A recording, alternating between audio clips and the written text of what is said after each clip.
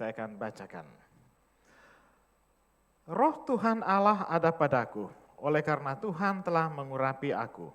Ia telah mengutus aku untuk menyampaikan kabar baik kepada orang-orang sengsara dan merawat orang-orang yang remuk hati, untuk memberitakan pembebasan kepada orang-orang tawanan dan kepada orang-orang yang terkurung kelepasan dari penjara, untuk memberitakan tahun rahmat Tuhan dan hari pembalasan Allah kita, untuk menghibur semua orang berkabung, untuk mengaruniakan kepada mereka perhiasan kepala ganti abu, minyak untuk pesta ganti kain kabung, nyanyian puji-pujian ganti semangat yang pudar, supaya orang menyebutkan mereka pohon terbantin kebenaran, tanaman Tuhan, untuk memperlihatkan keagungannya. Mereka akan membangun reruntuhan yang sudah berabad-abad dan akan mendirikan kembali tempat-tempat yang sejak dahulu menjadi sunyi. Mereka akan membaharui kota-kota yang runtuh, tempat-tempat yang telah turun-temurun menjadi sunyi. Kita lanjutkan ayat 8 sampai 11. Sebab aku Tuhan mencintai hukum dan membenci perampasan dan kecurangan. Aku akan memberi upahmu dengan tepat dan akan mengikat perjanjian abadi dengan kamu. Keturunanmu akan terkenal di antara bangsa-bangsa dan anak cucumu di tengah suku-suku bangsa. Sehingga semua orang yang melihat mereka akan mengakui bahwa mereka adalah keturunan yang diberkati Tuhan. Aku bersukaria dalam Tuhan, jiwaku bersorak-sorai dalam Allahku, sebab ia mengenakan pakaian keselamatan kepadaku dan menyelubungi aku dengan jubah kebenaran, seperti pengantin laki-laki yang mengenakan perhiasan kepala, dan seperti pengantin perempuan yang memakai perhiasannya. Sebab seperti bumi memancarkan tumbuh-tumbuhan, dan seperti kebun menumbuhkan benih yang ditaburkan, demikianlah Tuhan Allah akan menumbuhkan kebenaran dan puji-pujian di depan semua bangsa-bangsa. Jemaat yang kekasih dalam Tuhan Yesus Kristus, firman Tuhan kita ialah mengenai pelayanan atau pemulihan kepada mereka yang menderita sengsara, remuk hati, tertawan, terkurung, dan berduka. Itu sebagaimana kita lihat dalam Yesaya 61. Di situ dikatakan ia telah mengutus aku untuk menyampaikan kabar baik kepada orang-orang sengsara, merawat orang-orang yang remuk hati, untuk memberitakan pembebasan kepada orang-orang tawanan, dan kepada orang-orang yang terkurung kelepasan dari penjara, untuk memberitakan tahun rahmat Tuhan dan hari pembalasan Allah kita, untuk menghibur semua orang berkabung.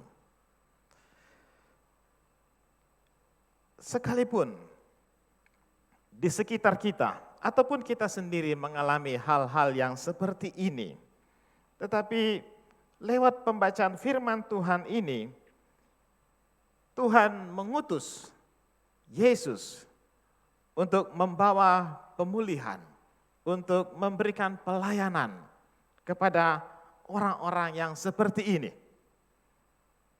Dan setelah Yesus naik ke surga, bagaimana dengan kita yang mengalami kesengsaraan, remuk hati, tertawan, terkurung, berduka?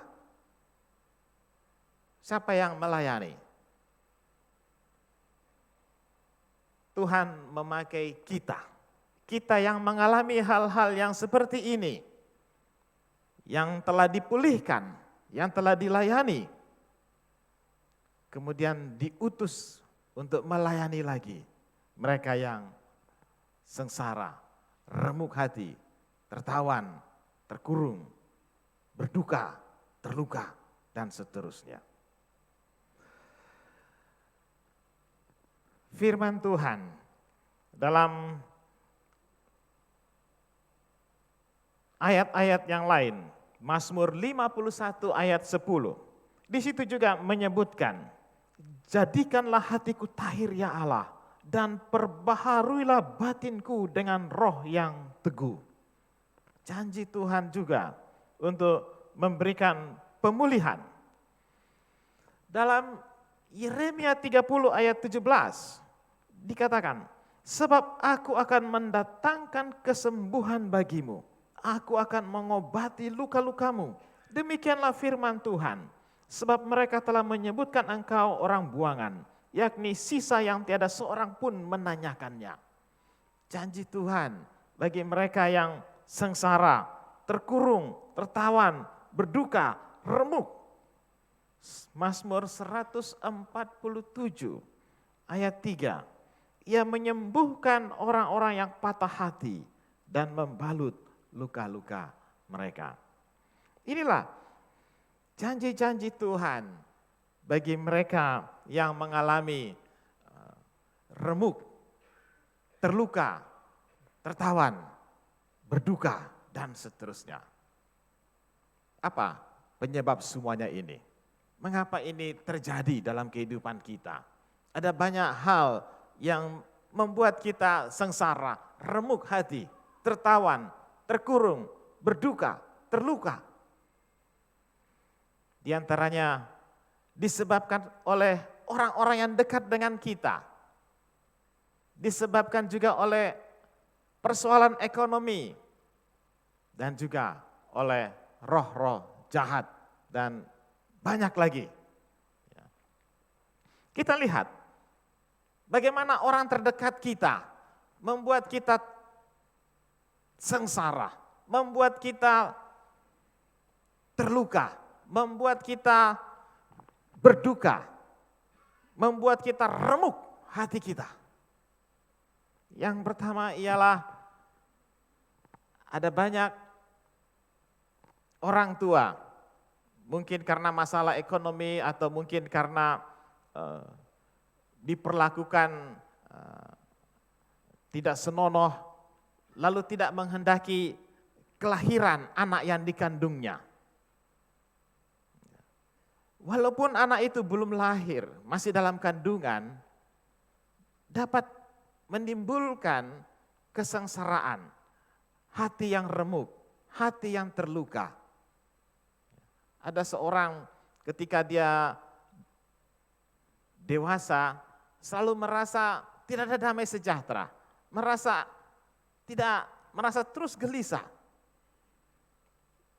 Ketika di konseling baru ketahuan, ketika masih dalam kandungan, orang tua hendak menggugurkan anak ini. Dan ketika itu disampaikan dan kemudian dibereskan bersama dengan orang tuanya, dia mengalami damai sejahtera kembali. Yang berikut, orang merasa terluka, merasa sengsara karena diperlakukan tidak sesuai dengan kodratnya. Ada orang tua menginginkan anak laki-laki yang lahir perempuan.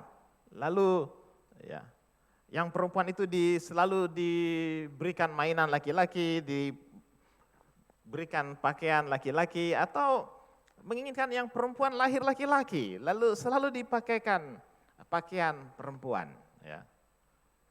Itu menimbulkan juga rasa sengsara, rasa tertolak. Atau ada anak yang karena orang tua begitu sibuk menitipkan anaknya ya, sepanjang hari dari pagi nanti malam ketika orang tua pulang kantor baru mengambil anak itu. Ya. Walaupun cuma dititipkan, ya, anak merasa dia ditolak oleh orang tuanya atau diadopsi. Itu juga menimbulkan rasa penolakan, hati remuk, terluka, sengsara. Atau ada anak yang dibeda-bedakan, ya, dibanding-bandingkan. Ya. Ada lagu yang terkenal itu ya, dibanding-bandingkan. Ya. Itu juga dapat menimbulkan kesengsaraan bagi orang yang kita kasihi. Apa akibatnya? Ketika ini terus dibiarkan, ya, tidak heran mengapa ada anak-anak yang selalu tidak patuh, tidak taat, suka memberontak, suka melawan, sulit untuk diatur, ya. Selalu mengajukan protes, ya, atau melampiaskan amarahnya dengan tidak terkendali. Ya. Itu oleh karena apa yang sudah dilakukan. Ya. Seperti membeda-bedakan, seperti tidak menghendaki kelahirannya atau memperlakukan tidak sesuai dengan jenis kelaminnya, ya, dan seterusnya. Apalagi yang dilakukan oleh orang terdekat kita yang dapat menimbulkan kesengsaraan, remuk hati, luka dalam hati kita. Yaitu kita sering memberikan julukan, ya, memberikan nama yang tidak sesuai dengan namanya. Ya.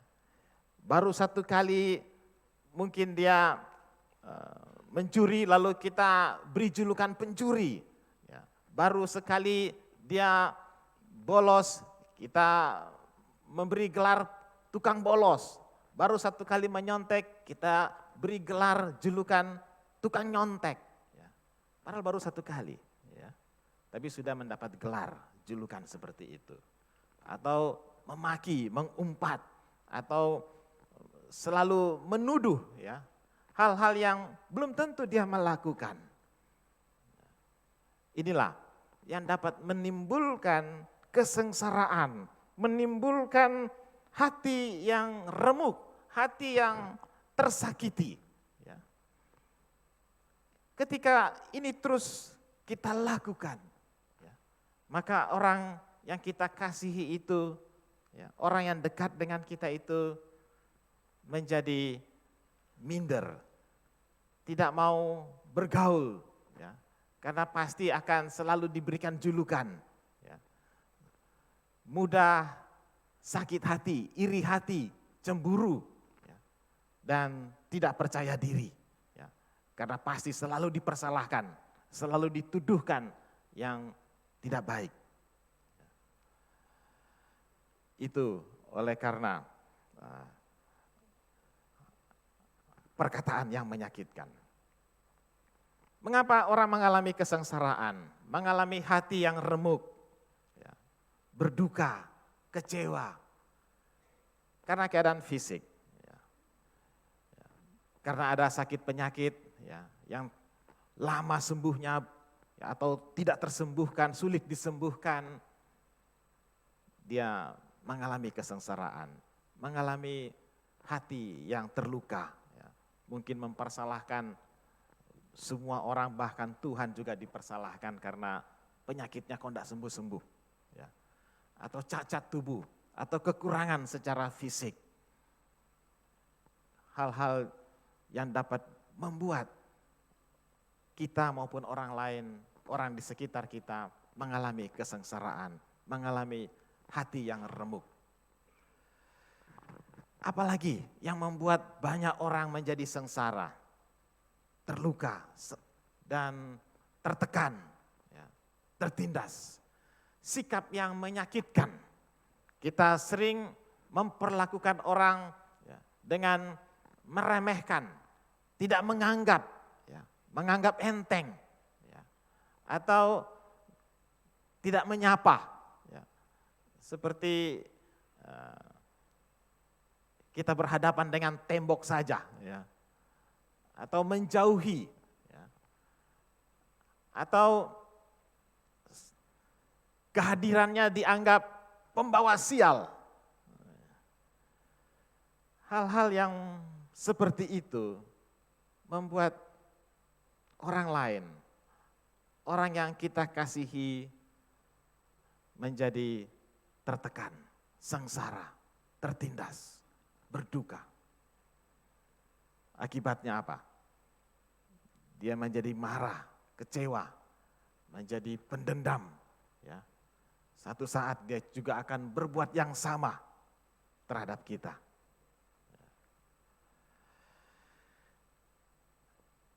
Hal yang lain lagi yang dapat membuat orang sengsara di sekitar kita, yaitu perbedaan pendapat. Wajar kita berbeda pendapat. Tetapi kalau setiap ketemu terus berbeda, ya, ataupun perbedaan itu terus selalu dipersoalkan, selalu dibicarakan, ya, tidak pernah ada ya upaya untuk menyamakan persepsi, ya, untuk mencari kesehatian, kita akan bertengkar terus, ya. Baik antara suami dan istri, ya, orang tua dan anak, ya. Seringkali ada perbedaan pendapat. Atau di antara yang berbeda tingkat pendidikan. Ya. Tetapi perbedaan itu tidak harus membuat lalu terus bertengkar dan terus bermusuhan, terus menolak satu dengan yang lain. Wajar berbeda, tetapi tidak harus kita lalu menjauhi, bermusuhan dan terus meributkan. Itulah yang membuat orang menjadi sengsara, tertekan, ya, tertindas.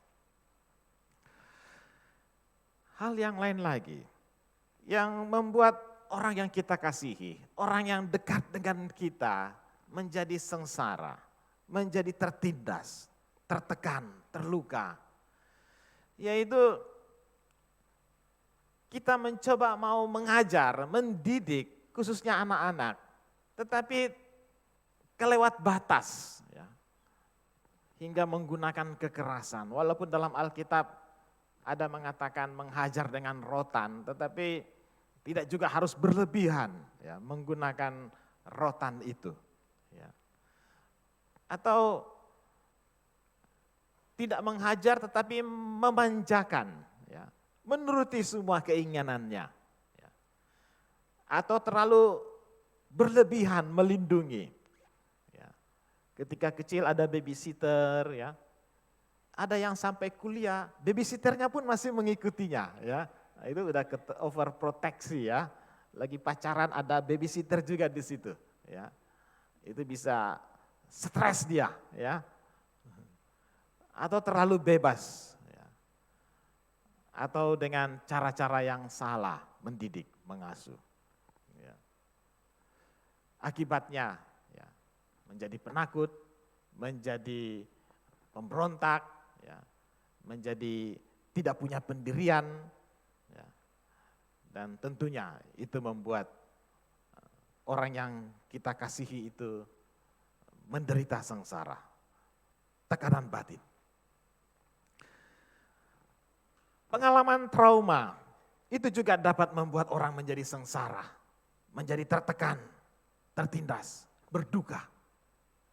Seperti perceraian, orang tua yang tidak pernah habis-habisnya dari pagi sampai malam setiap ketemu ribut, bertengkar, ya. Ataupun kecelakaan, bencana alam, ya, banyak bencana alam di negeri kita. Ya, itu menimbulkan kesengsaraan ataupun tindakan-tindakan kekerasan dalam pola asuh. Dan akibatnya, ya, orang yang kita kasih itu menjadi penakut, ya, menjadi tidak percaya diri, menjadi sengsara, terluka, tertekan, sangat menderita. Hal yang lain lagi yang membuat orang sengsara, tertekan, itu rasa bersalah. Kita seringkali menentukan standar yang begitu tinggi, yang harus dicapai oleh anak-anak. Kamu harus ranking 1, kamu harus lulus tes seleksi perguruan tinggi favorit, jurusan atau program studi yang paling disukai oleh banyak orang, ya, yang paling laku dalam dunia kerja. Standar kita begitu tinggi dan ketika mereka tidak lulus, tidak bisa mencapai standar itu, mereka merasa tertekan, merasa bersalah. Akhirnya mereka seringkali menyalahkan orang lain, menyakiti orang lain, memperlakukan cara yang sama. Ketika mereka sukses, mereka berhasil, mereka jadi pemimpin, kepada bawahan juga mereka menuntut harus mencapai standar yang begitu tinggi. Ya. Dan ketika tidak tercapai, dengan mudah menyalahkan, menyakiti orang itu. Ada juga rasa bersalah yang lain, yaitu karena melanggar, karena berbuat kejahatan, orang merasa bersalah. Ya. Lalu itu mengakibatkan dia sengsara, ya, dia berduka karena dosanya.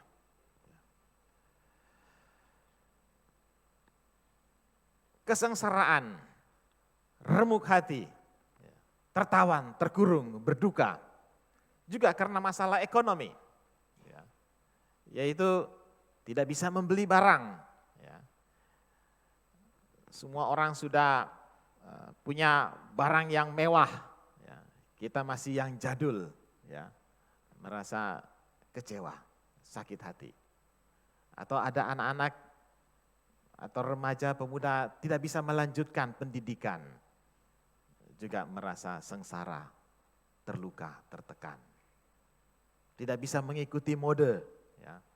Pakaian selalu mode yang terbaru, ya. Sulit mengikuti. Ya. Juga masalah ekonomi membuat kita bertengkar, ya, di rumah.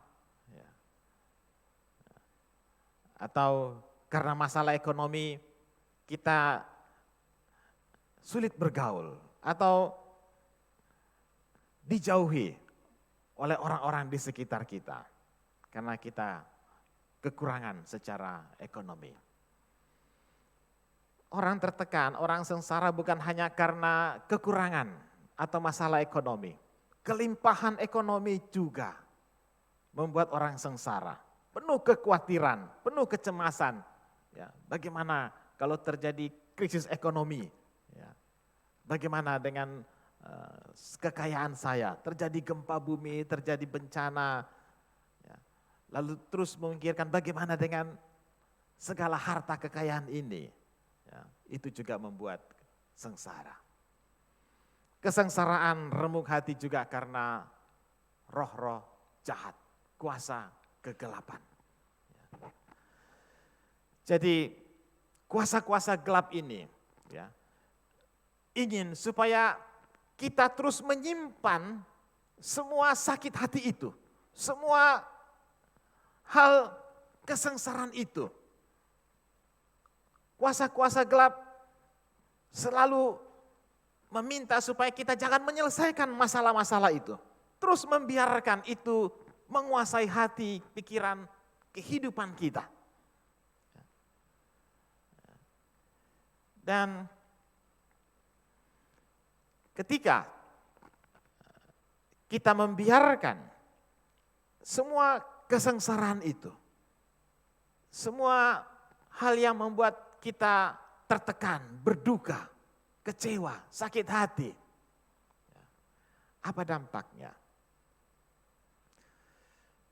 Pada tubuh bisa menimbulkan penyakit. Ada seorang ibu datang ke dokter, dokter, tangan saya nyeri, sakit. Dokter kasih obat penghilang rasa sakit, anti nyeri. Besok dia datang lagi, waduh sudah sampai di belakang dokter. Dosisnya ditambah lagi. Besok dia datang lagi sudah membungkuk, saya nggak bisa lagi tegak. Dosisnya sudah ditambah tetapi tambah parah. Dokter tanya, apa ibu menyimpan sakit hati? Ya betul. Suami saya itu pergi dengan wanita lain dan saya tidak mau mengampuni dia. Dia sudah tinggalkan saya. Ya. Dokter lalu katakan, kalau ibu mau sembuh, ibu harus mengampuni. Jadi pilih mana? Ya. Pilih terus menderita sakit, tulang, sampai bungkuk, atau mengampuni suami dan mengalami kesembuhan.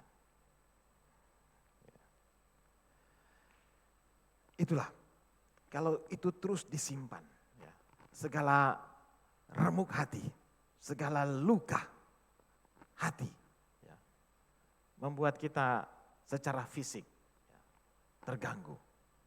Wajah menjadi keras, lesu, kering. Ya. Secara rohani juga itu berdampak.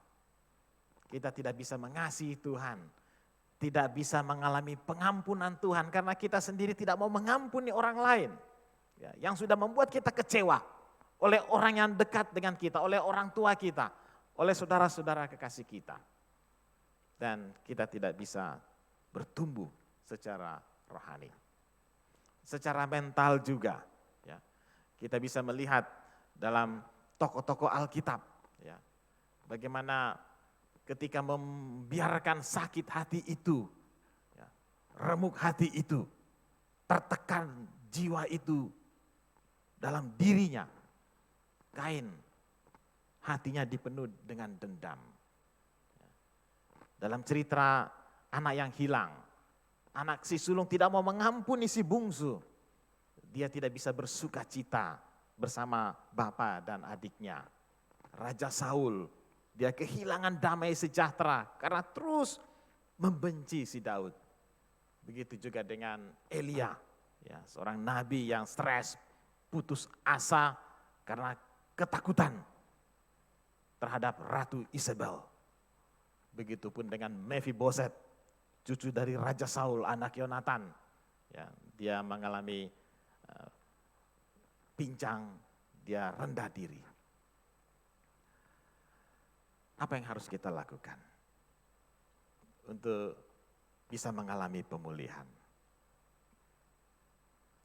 Hanya Yesus yang bisa menolong kita. Dalam kitab Yesaya, Tuhan sudah mengutus, ya, Mesias untuk menolong kita dari kesengsaraan kita, dari tertekan, tertawan, kedukaan kita. Untuk itu kita harus terbuka, ya, menelanjangi pekerjaan iblis, mematahkan kuasa iblis, memberi tempat bagi firman Tuhan untuk memimpin apa yang harus kita lakukan dan menemukan jawaban lewat firman Tuhan itu. Dan tentunya apa yang sudah dibuat oleh orang di sekitar kita, orang yang dekat dan yang kita kasihi, yang telah memperlakukan kita dengan tidak pada tempatnya, kita harus mengampuni, menyebut nama mereka, mengampuni apa yang sudah mereka buat dalam kehidupan kita. Iblis selalu mengintimidasi kita, mengatakan, ya, apa yang kita alami itu sudah lama, untuk apa dibereskan, biarkan saja. Itu hanya masalah kecil, cuma diejek-ejek begitu saja sudah sakit hati. Biarkan saja itu. Ya. Atau semuanya ini akan berlalu. Pada akhirnya orang semua akan lupakan. Atau kamu saja yang terlalu baper, terlalu sensitif. Tidak ada orang yang sempurna. Semua orang bisa saja membuat kesalahan kepada kita. Jadi biarkan, simpan saja segala sakit hati itu, segala kesengsaraan itu. Tidak perlu dibereskan di hadapan Tuhan. Itulah serangan iblis. Oleh sebab itu, kita harus mengizinkan Roh Kudus untuk menolong kita, membawa pemulihan. Roma 8:28, kita tahu sekarang Allah turut bekerja dalam segala sesuatu untuk kebaikan bagi mereka yang mengasihi Dia, bagi mereka yang terpanggil sesuai dengan rencana Allah. Inilah cara kerja Tuhan.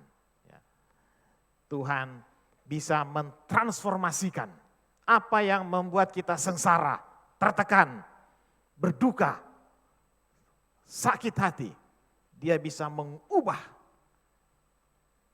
menjadi sesuatu yang mendatangkan kebaikan bagi kita.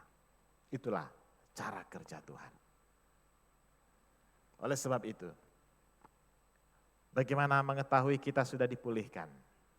Ketika kita bisa berkata, Tuhan, terima kasih Engkau sudah mengizinkan segala peristiwa yang menyakitkan ini terjadi. Dan sekarang saya boleh melihat ada kebaikan Tuhan, ada rencana Tuhan yang indah dalam kehidupan saya. Bukti bahwa kita telah dipulihkan ketika kita mengingat lagi peristiwa-peristiwa yang menyakitkan itu terjadi dalam kehidupan kita. Tetapi kita tidak lagi sedih, tidak lagi sakit hati, tidak lagi kecewa. Itulah bukti kita mengalami pemulihan oleh Tuhan. Demikianlah firman Tuhan, terpujilah Kristus.